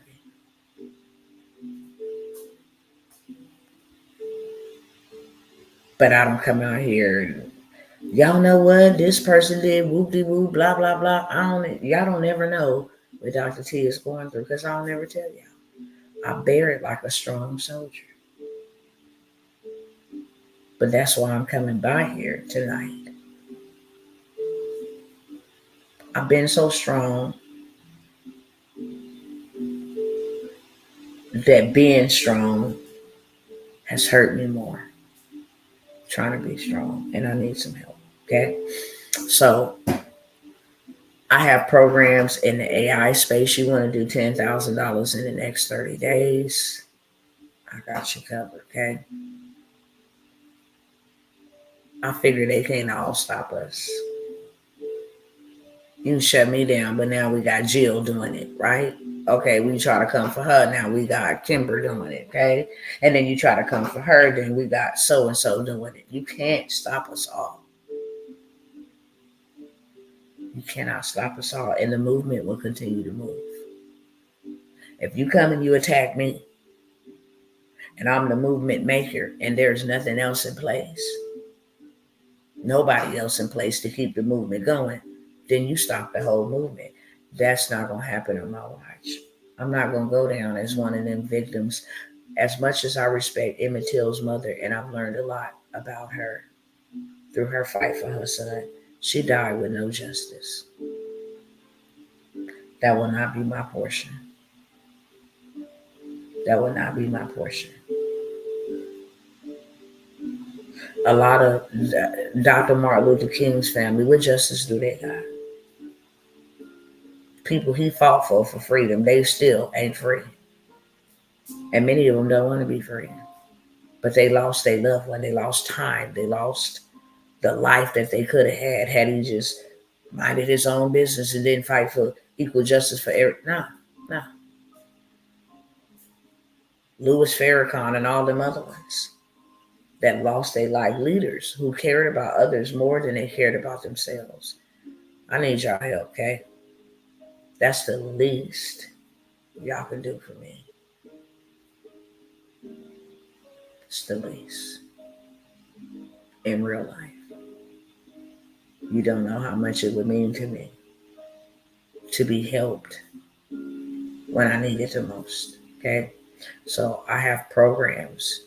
They in the description of this video. If you've been following me for a while, you already know what programs I got. You want to know how to go get your reparations. You want to go know how to get your back pay, get your money back. I ain't even advertised government contract, but I got that, okay? I got a whole entire 4-hour workshop on how to get started in government contracting. It's easy, okay? From start to finish. I'm also going to include in this deal for tonight how to go ahead and register as a government contract official. I'm going to give you information in this training that will allow you to go get some funding before ever getting started. Business credit. You want to learn how to build some business credit, have a brand new life? I got that in there, okay? I don't even let you get access to my government contracting course, period, for under $1,000. I'm going to allow you to get this 4-hour training that's full of where you can go get some funded information, everything pertaining to government contract, how to get started, what to look for, where they got money in your backyard. You talking about setting up generational wealth? I'm talking about setting up generational wealth. Let me show y'all on the screen. This is just for a person who is an author, okay? If you write books, and that's why many of y'all should have been writing a book, especially when I had that book bestseller. Let me show y'all what kind of money they paying for authors. And then I'm going to show you how you stack up generational wealth through government contracting. They buy everything. Everything is explained in there, okay? But I'm going to show you what kind of money you're missing out on because you failed to write your book, because you failed to start a business. As long as you got a business, then you got the biggest spender and the biggest buyer in the whole entire world ready to do business with you, okay? Now, I'm going to show y'all something. Y'all see this one right here that say blind industries and services, and then right below it say blind industry and services, okay? And then let's see if we can find them again somewhere on here, okay? If we can't find them 2 or 3 times, it's cool. Cool. We'll use Proper International. They got one right here. Their name is here, right here. Their name is right here as well, okay? Their name is also right here as well. Their name is also right here as well. Now, I'm pointing this out because I want y'all to pay attention. Y'all won't have to hear me over here, okay? It'd be too much turning the camera. They got this contract. This contract started on September 7th of 2023. This is for authors, okay? I want you to see over here. This is for authors. Y'all see it right here. Independent artists, writers, and performers. This is for authors. Those who can write a book. I don't care if you got a book and it's your own book. If you can write a fictional book, nonfiction, I don't care. Let AI write the book. This is the type of money they are paying for authors. So, Proper got this contract 9/7/2023. It expired 12/16/2024. So they have it like 15 months. Now let's see how much money they was paid for 15 months worth of work. 677,000 just on that contract.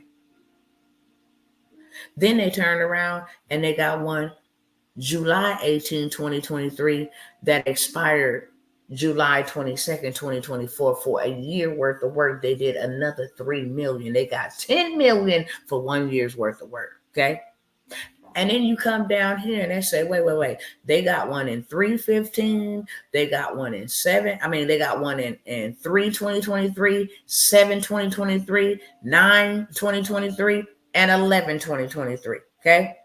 So this one in 3/15/2023 was till 6/24, 2024. They got another 3 million. Now we had 13 million for 1 year's worth of work. 4 contracts. They had 13 million. Okay. And then they got this one from 11/22, 2022 to 2/6/2024. That was another 2 million. They got $15 million from writing some books that the government wants to read. Coming to write some papers for them. Come make me a guidebook. Come make me books for our schools. Come make me books for our retreats. I don't care. If you are Arthur, they buy your services. Period. Well, y'all want to see something else? What about those who cook? Let me go over here and grab something real quick. Hold on. Let me go over here and grab cooks. If you can cook good, can you imagine getting paid this kind of money for you being a cook? Let me show you real quick. For private households, 814-110. 814-110. 814-110. Hold on one second. 814-110. Okay. So you see it over here. They looking for a cook for private households. Let me go ahead and hit that box. They want you to come cook at their private events. But let me show you how much money they're going to make. This is stuff that we do every day. Let's see if we can find somebody in here that stacked up their money. Okay. Look at Biden Jr., Joseph. Do y'all see Joseph Biden Jr. on this government contract? He got a government contract from, now see, this ought to tell y'all something right here. I told y'all. Joseph Biden Jr. Joe Biden Jr.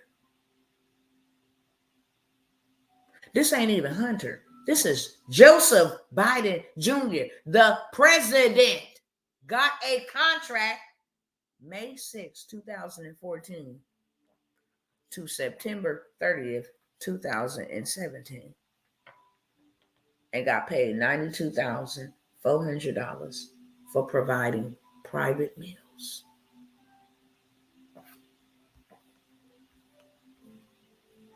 How ironic is that we come over here and type in chef and Joe Biden's name is on the contracts? Y'all do know Dr. Fauci and them get contracts too. Y'all do know Boeing get contracts, the same contracts that they out here building nuclear missiles and warheads and all of that stuff. You can be getting a contract. So let's go right on back up here.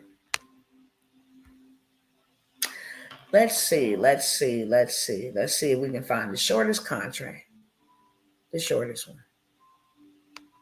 We'll go with this one right here. Stateside Procurement Services. They got this contract June 27, 2018. It expired 3 months later on 9/27/2018. Let's see how much they got paid.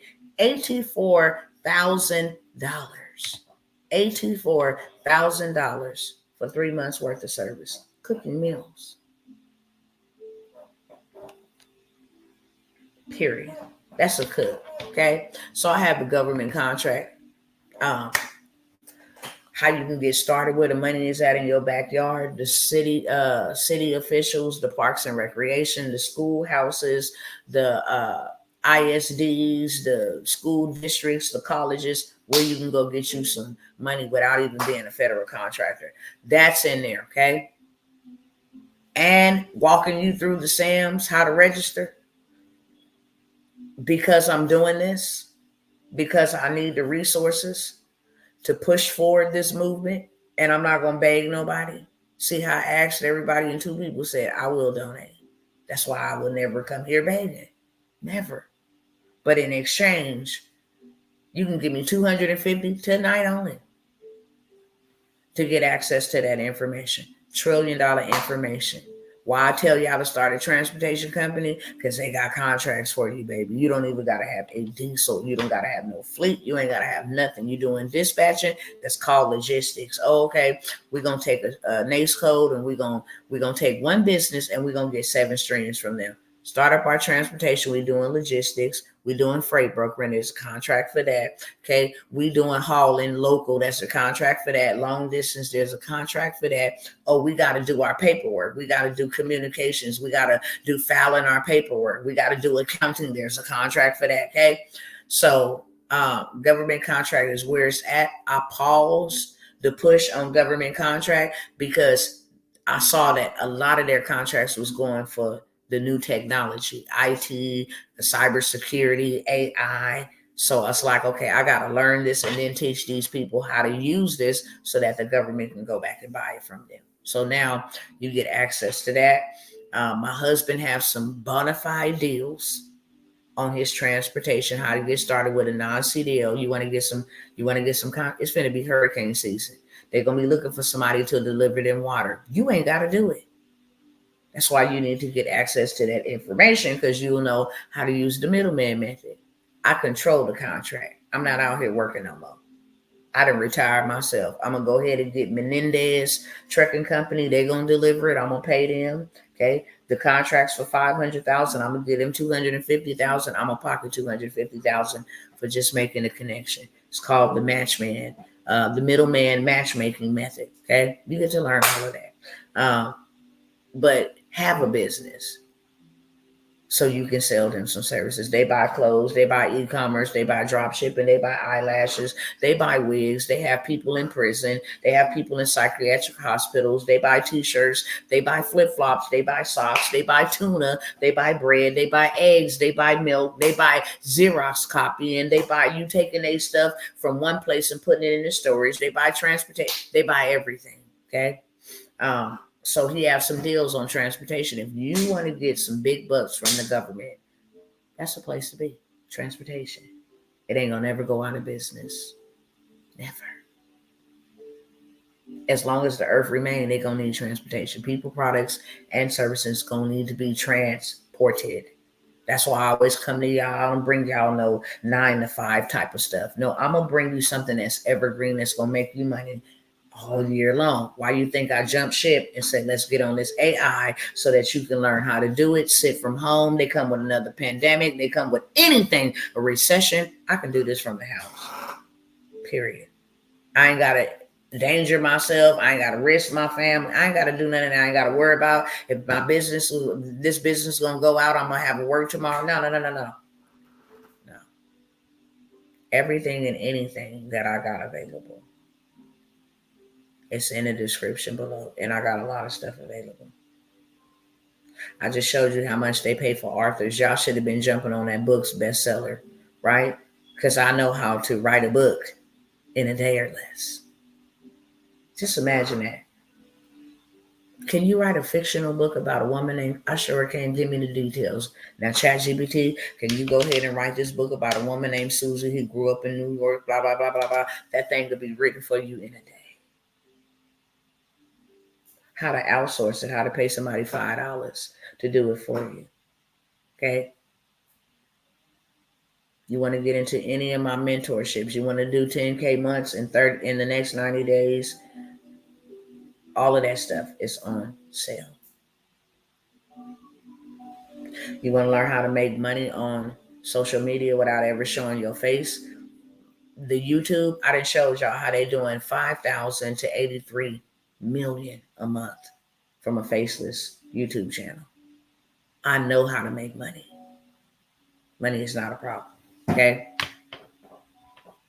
I have those on sale. These are things that I sold for thousands of dollars that I'm practically letting go for $250, $497. I cannot let my businesses in the box go lower than $497 because you can't if you buying from me. That's facts. You cannot. That's what an MRR is. But this is a business in a box. It's already put together. All you got to do is sell it. I can't give discounts on that, but the discount that I'm giving is $497. I was selling it at $1,000. I just can't let it go below that. $497. We have so many deals, and it's only going to be for tonight. I need to secure me a lawyer. Anything that y'all want, that y'all can think of. Hey, Dr. T, I would like to grab this on a discount. I'm desperate for justice. And I pray you don't never feel this, because then you'll understand my desperation. This has got to stop. And if I got assets, I don't mind releasing those assets to keep the movement moving. Got anybody tonight want to support in any way? You want to buy any program? Is there any program that you have that I want that one, I can't afford? Y'all can talk back to me tonight. I need to be on the phone securing a lawyer tomorrow. That's why I'm doing it. I'm not waiting another year. I took a year to serve everybody and make sure they were straight. And there's a statute of limitation on things. I need to make noise today. Not next week, not next year.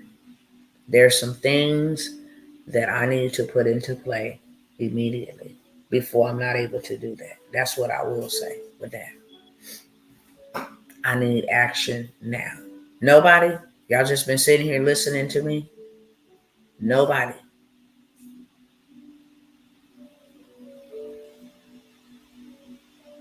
And it's a cool amount of y'all on here. Y'all don't get quiet on me now. With or without you, it's going to get done. I'm not going to never allow any man to stop me. That's for sure. I'm just doing what God told me to do. Transparently tell them you're tired and you're exhausted, but you're still willing and you need some help. I'm asking. In 2 days will be maybe 6 years that these people then took my son out of here. And if you can't imagine your life without your kids, imagine what I feel. Imagine what I feel. If you can close your eyes and think, if I never seen my child again, how would I be? If you can't do that, then you can't imagine how I feel. Okay? So because I'm not a beggar, I'm not going to sit here and beg. It is what it is. I appreciate you, Kimber J. I really do. These lessons are teaching me regardless. They're teaching me. In my obedience tonight, I cried out for help. You know how they laugh at you when you go crazy and you go do something stupid and they be like, dang, you know, they make a whole mockery of it like, bruh, y'all see such and such. When people cry out for help, not to say that that's my portion, but I look at situations like that. You can't say they wasn't crying out for help. They asked for help. And I'm not too proud to ask for help. But I'm not going to beg. And it's not going to stop me either. If the Most High God put it on your heart, that's all I'm asking. May He give it back to you 100-fold. May He bless you 100-fold. And know this, that your act of kindness will leave a mark in me, that in your time of need, the Most High will bring back to my remembrance that you helped me in my time of need. Therefore, I will definitely, in turn, help you in your time of need. I do that anyway. But I would definitely help you in your time of need. And it ain't no tick for no tack, but that's what brothers and sisters do. You need somebody to fight with you? I got you. You need somebody to stand with you? I got you. War with you? I got you. Help you? I got you. I appreciate you, Brother Marquise. I really do. And I know that you have. I'm just asking that you will help me, that you will help me tonight to get justice for not only my child, but like I said, our children, our children, because this thing don't discriminate. With that being said, I love y'all. May the Most High bless those who had it to give, was able to give, Father.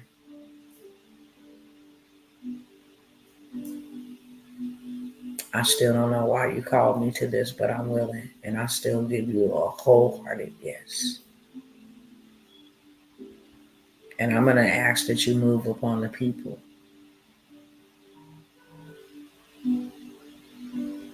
and that you would touch their heart to help me do what you have called me to do, which is to stand up against injustices done in your people. And I thank you, Father, that you will bless them. And blessing will you bless them. You said, Father, he who blesses you will be blessed. So I decree that. That's your word, not my word. You said when men give, it will be given back to them, good measure, pressed down, shaken together, and running over, shall men give into their bosom. I thank you that you will, whatever they was believing you for, whatever they was short on, to take out of their need, to help your mission, was a divine setup. So I thank you that you will meet their need, open up doors for them. They were believing for a job, if they were believing for a bonus, if they were believing for unexpected money, that they would have the best week that they have had, that you would break through and break forth for them financially. I also pray, Father, when your people, excuse me, come before your people, that they will be more sensitive and more receptive, because all we got is each other. These people have tried to divide us as if we don't need each other, but we need each other. And that's why you created a body, and we all function together. And when one part of the body is sick or infected or affected, the whole entire body. It's discouraging, Father, to reach out and be ignored. But I thank you, and I give you praise, and I give you glory, and I give you honor that you are the resource. If you got to wake up a jackal in Africa to get it done, you will. And I know you as that God. If you got to use a total stranger, I know you as that God. And I thank you for making a way in the wilderness and rivers in the desert. It took me a lot to get to this point because I was so hurt and so angry to still want to say yes to this mission. I did not ask for these shoes, but I'm willing to walk in them. May you provide everything that is needed for the mission. Your will, your bill, and I will go in obedience. Regardless, I love you. I thank you. I honor you. I magnify you. I pray for my brothers and my sisters, those that are going through things, both seen and unseen, known and unknown. I thank you that you are the God that never fails. And you are in control of all at all times. and we trust you. I thank you for those needing a miracle. I thank you for those needing a ram in the bush. I thank you for those needing healing and deliverance, guidance, protection. I thank you for meeting the needs of your people. I pray for my family, Lord. I ask that you would help my children. Father, that we just be able to have some peace and that we find purpose in this pain. Because I know that you didn't give us this pain for no reason. For no reason. I thank you, honor you, and praise you. Amen. All right, y'all. So what could I sent what I could at the moment, but we'll send more. Thank you, brother, 100-fold. It means a lot to me. It's bigger than the money, straight up. It's bigger than the money. It's your support that you'll stand with me. I'm so very determined. I'm so very determined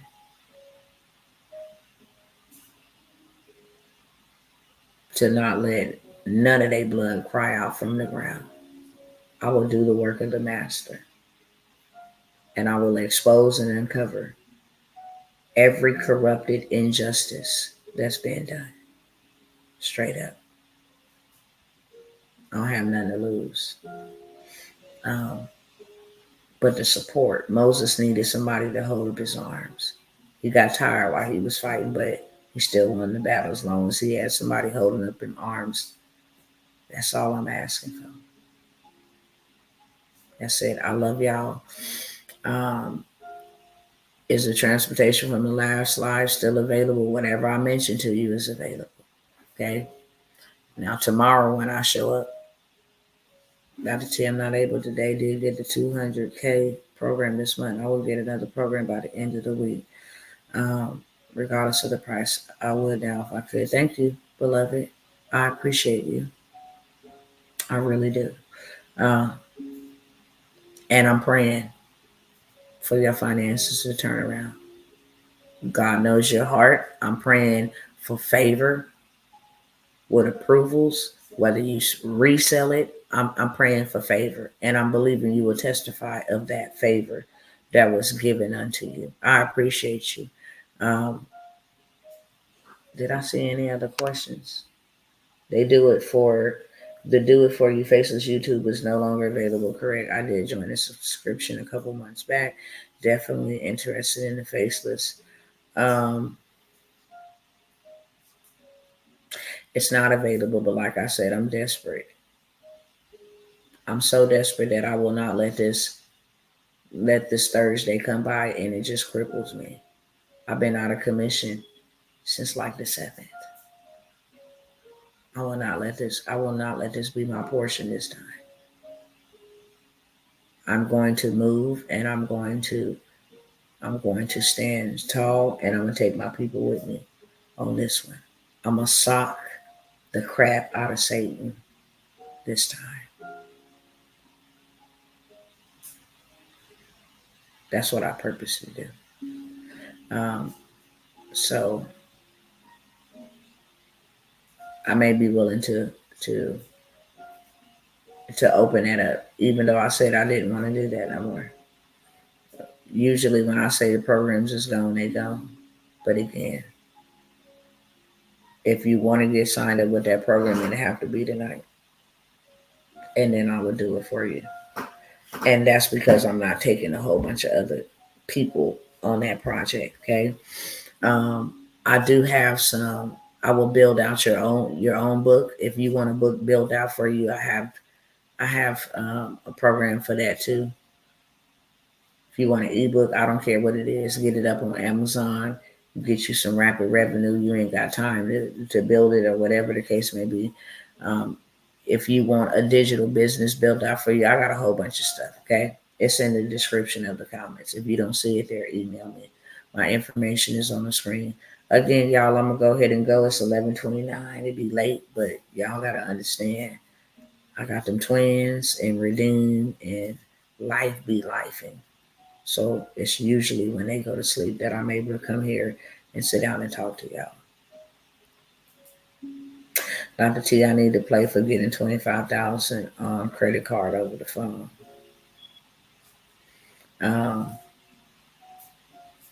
Yeah, I got you. I don't think I got. I had to think about that because I don't think I got that typed up. I would have to get that over to you. In the government contracting, what I was telling you about, I know for sure that play is in there, but I would have to see if I had time to get that typed up for you. Okay. All right, y'all. Any other questions for me? Anything else before I go? I'm gonna let you beautiful people go. I appreciate y'all for tapping in. Tomorrow will be something different. Straight up. Okay. Tomorrow it'll be something different. It'll be grind time and it'll be something different. You have to pay me straight up. Pay me the cost of what it is tomorrow moving forward. Um, but yeah, I think that's it. Anybody else? It's going to happen in Jesus' name. He's going to finish the work. I believe that wholeheartedly. He got to. He got to. Huh? I'm good, babe. I'm coming right now. Um, you okay?